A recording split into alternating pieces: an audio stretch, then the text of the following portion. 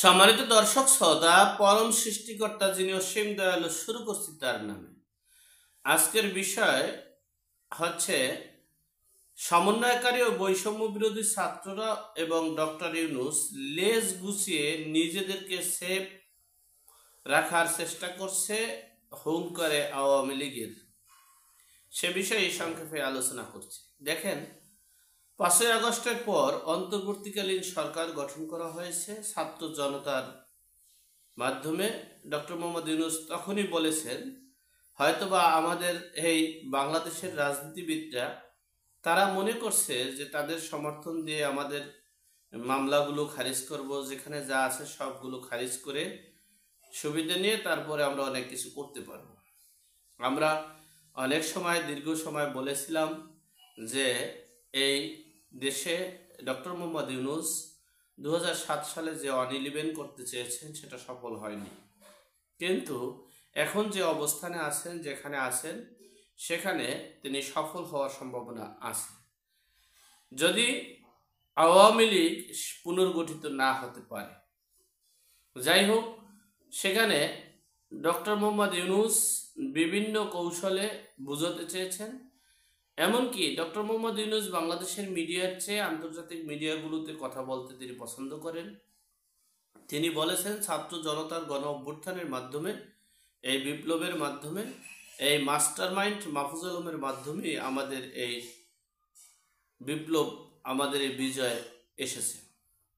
আর ছাত্র জনতার মাধ্যমে ছাত্র জনতারা আমাকে ডেকে এনেছে জোর করে। আমি ছাত্র জনতার ডাকে সাড়া দিয়ে এখানে এসেছি। আমি যা বলবো, যা করব, ছাত্র জনতারা তা মেনে নেবে।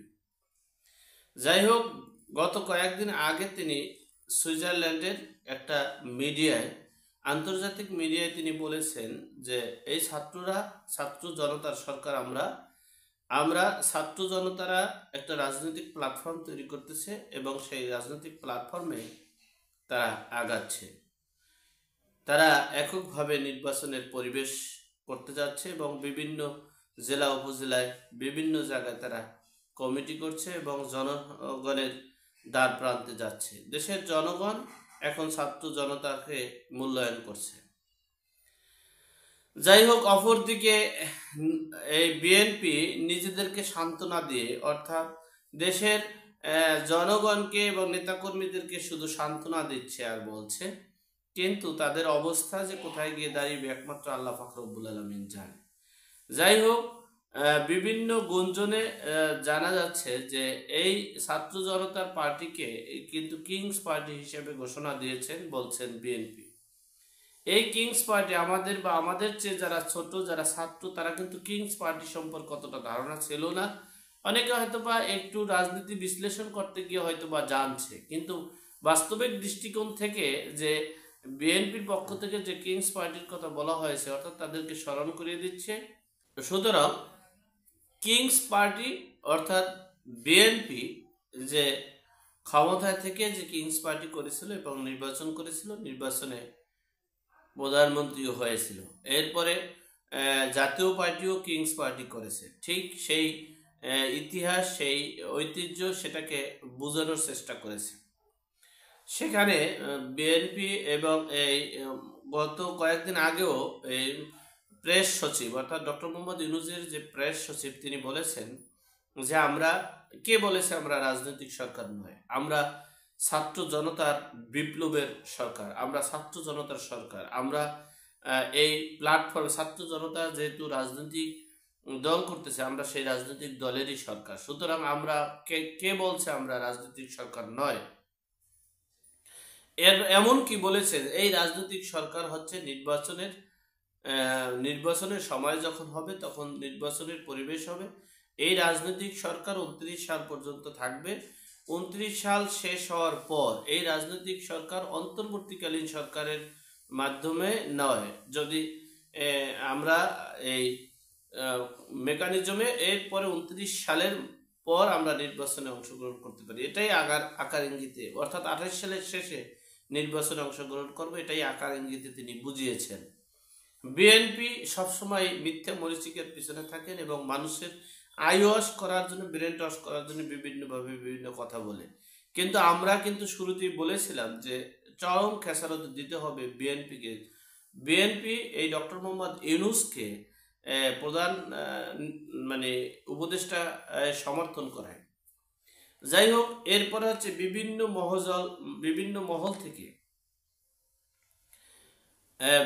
মহল থেকে যে অবস্থানটা আমরা দেখতে পাচ্ছি যে এই ছাত্ররা, এই সমন্বয়কারীরা, এই বৈষম্য বিরোধী ছাত্ররা যদি রাজনৈতিক প্ল্যাটফর্ম তৈরি না করে, অর্থাৎ আগামী নির্বাচনে যদি অংশগ্রহণ না করে, এবং তাহলে তাদের অস্তিত্ব খুব করুণ অবস্থা হবে, যে অবস্থা হবে খুব ভয়াবহ অবস্থা হবে।